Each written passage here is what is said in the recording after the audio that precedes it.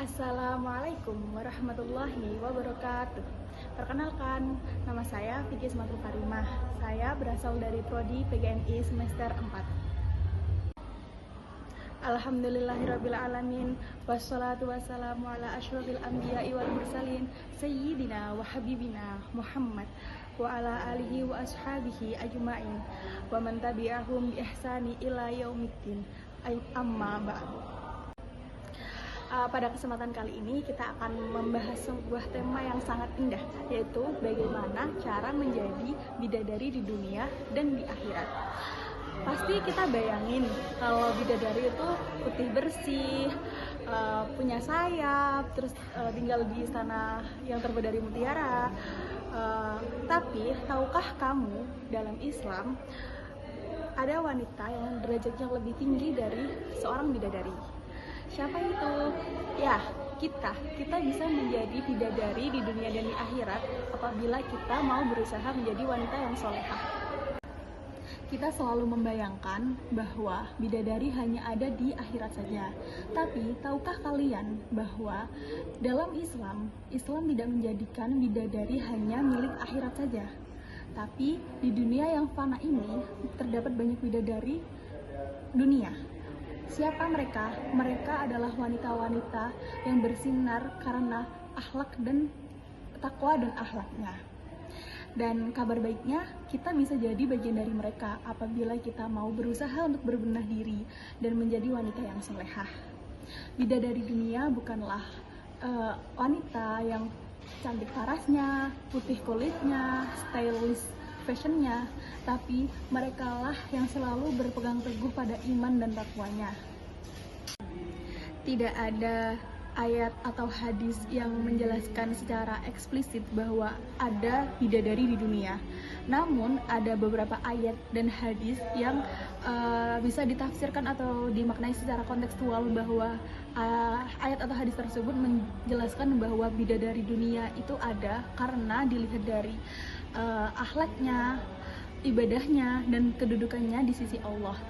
Dalam hadis riwayat Muslim, ad-dunya mata'un wa khairu mata'id dunya mar'atu sholihah.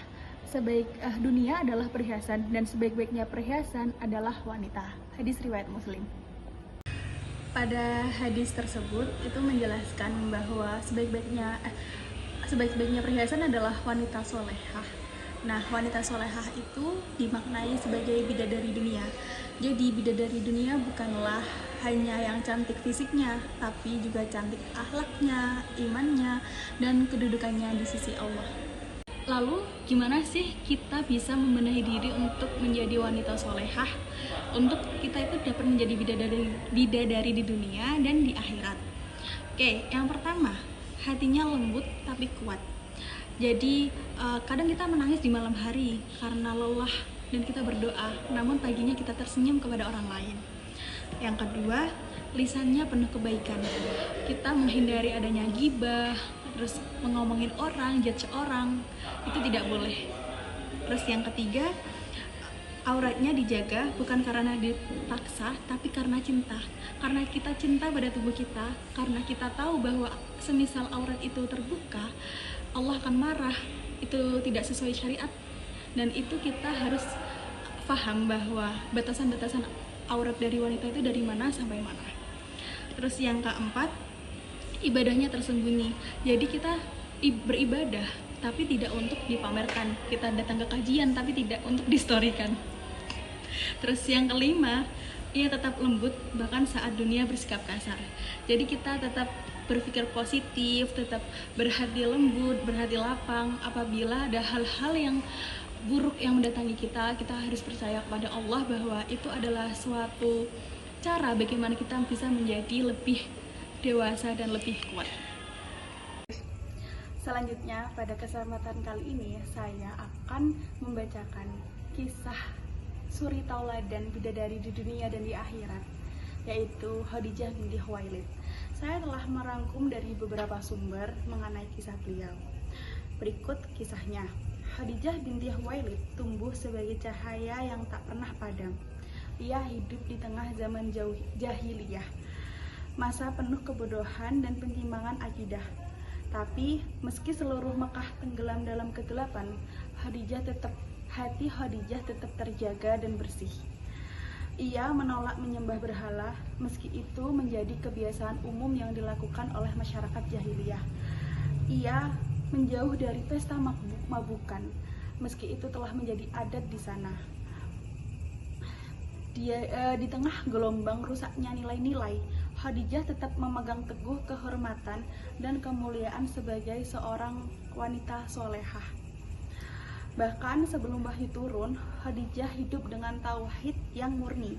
Ia percaya akan adanya Tuhan yang esa. Meski belum mengenalnya sebagai mana yang telah dijelaskan Nabi Muhammad, tapi Khadijah tetap meyakini bahwa Allah itu ada.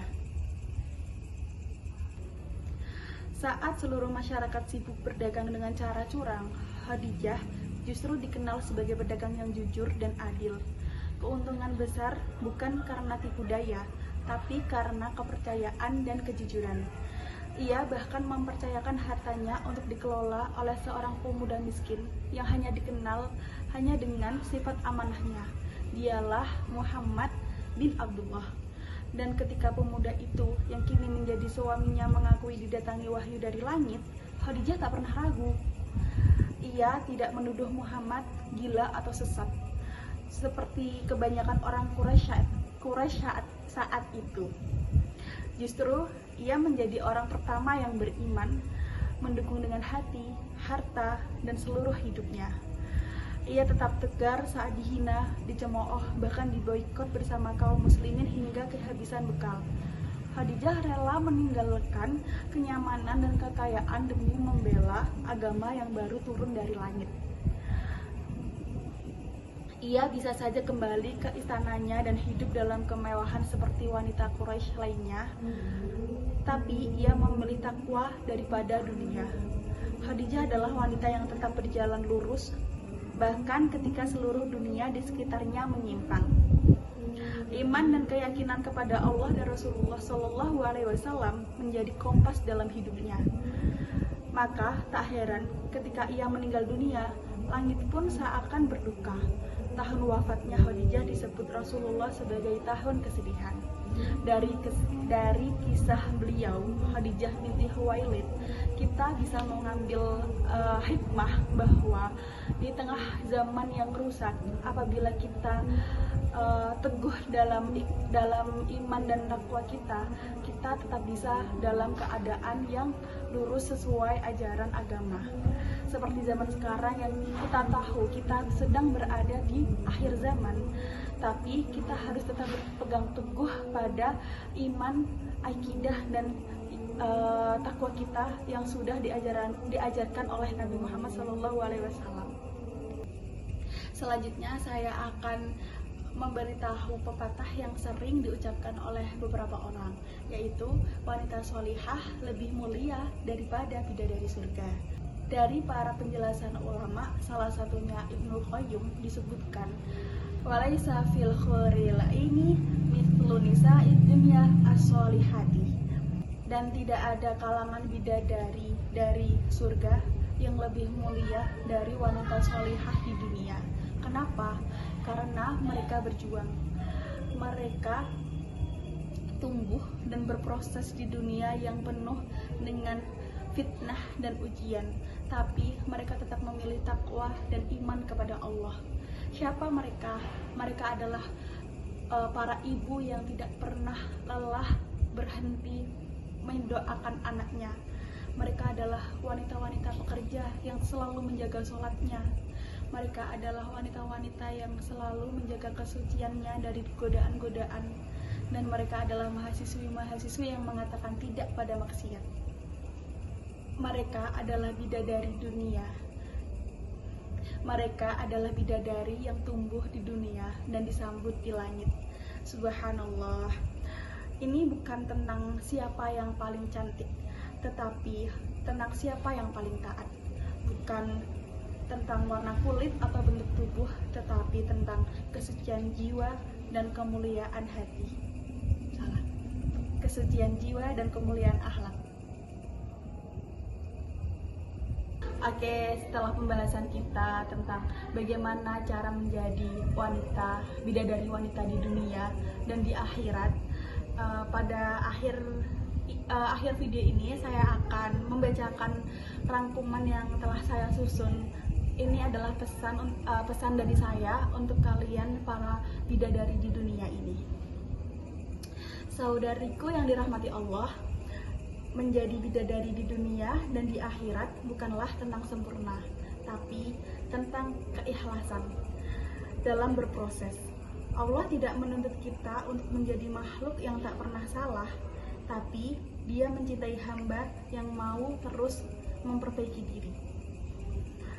Maka, mari kita perbaiki hati, perbaiki akhlak, dan perbanyak amal. Barangkali orang lain tidak melihat kita sebagai bidadari, tapi cukuplah jika Allah melihat kita dengan cinta. Dan semoga kelak ketika kita menginjakan kaki di surga, kita termasuk di antara para wanita istimewa yang disambut dengan senyum para malaikat. Amin, amin, amin ya robbal alamin. Sekian dari video saya.